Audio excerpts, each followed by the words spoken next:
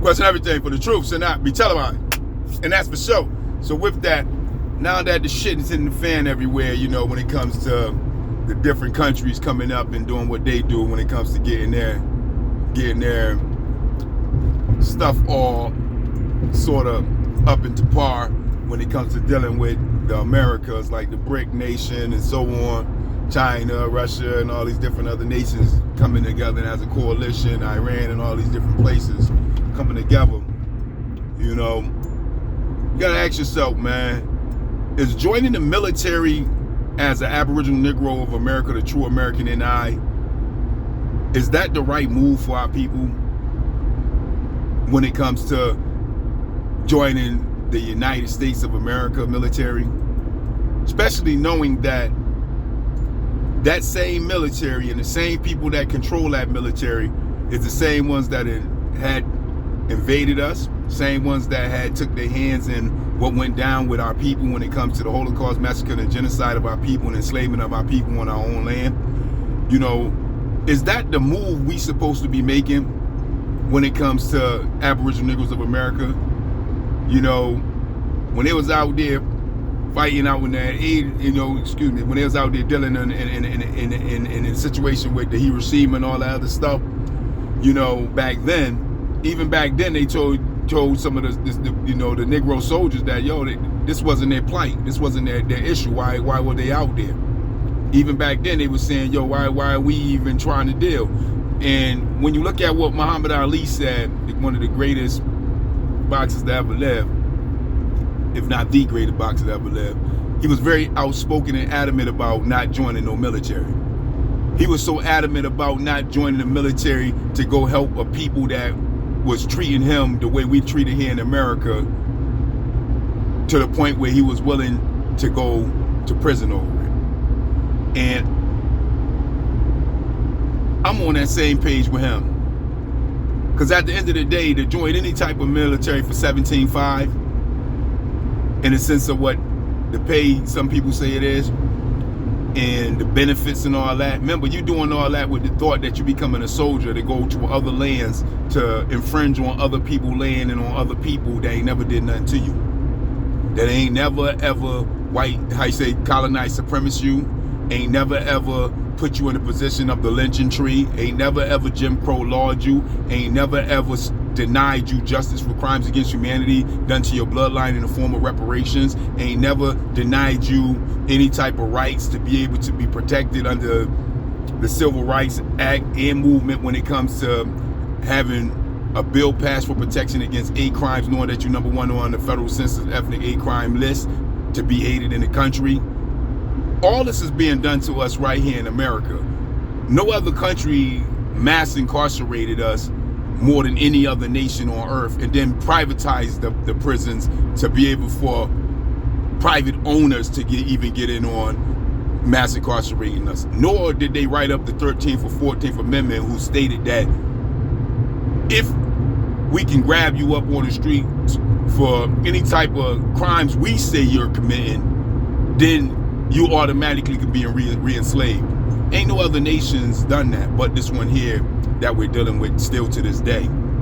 And yet we join in military to make their strength stronger around the world when it don't even benefit our own people.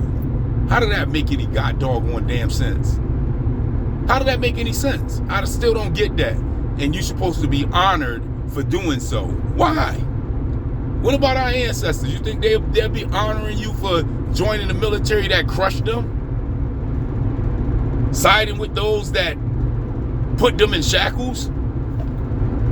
How did that even work?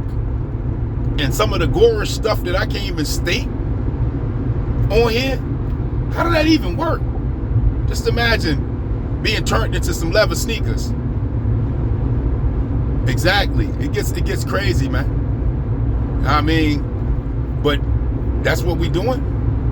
Y'all gotta learn, just mind your own business, man, and let colonizers deal with colonizers the way they gonna deal with them. Cause ain't nobody looking out for us. We don't got no military. We our own people. Now what we do behind the scenes on the side of what we do to come together to combat whatever might be coming our way, That's between us. But on a national scale of things, we don't have our own military. We're joining a military that don't got no real love for us, that don't really got no real rights when it comes to us dealing in America as a people. We get the least rights in America, and we get the least protection, and we get the least benefit of the doubt on any level when it comes to being an American so-called citizen. How could we possibly justify joining their military or allowing our children to be drafted to their military to go deal with whatever plight that they're dealing with as a whole, controlling the country, when we can't even get our just due right here in the country, when we can't even get justice right here from the country? How do that even make any sense? I would think we should be joining each other to get reparations for what's owed to our people in the trillions of dollars, as well as buku land back owed to us, because they took all our land, before we even think about joining the military, before we even think about joining anything they got to give us. We should be joining our own people to get our own justice from these people that they owe us based off the crimes against humanity done to us. That would be the real movement, getting together and forming a coalition to get justice for our people, because we owed it. We continuously passing down generational poverty while they passing down generational wealth, to the point where we started blaming ourselves as if we the one controlling the resources of America. We're not. So when it comes to that drafting and all that other crazy crap that they was talking about, nah, man. I'd rather go to prison than go pick up arms to do anything to somebody that ain't do nothing to me. There's no money, no GI Bill, no college degree or anything that adds up to life. Life is precious. Life is beautiful, no matter who you are. And to join something that may extinguish that reality, then that's not the movement for me if it ain't gonna be for my own people.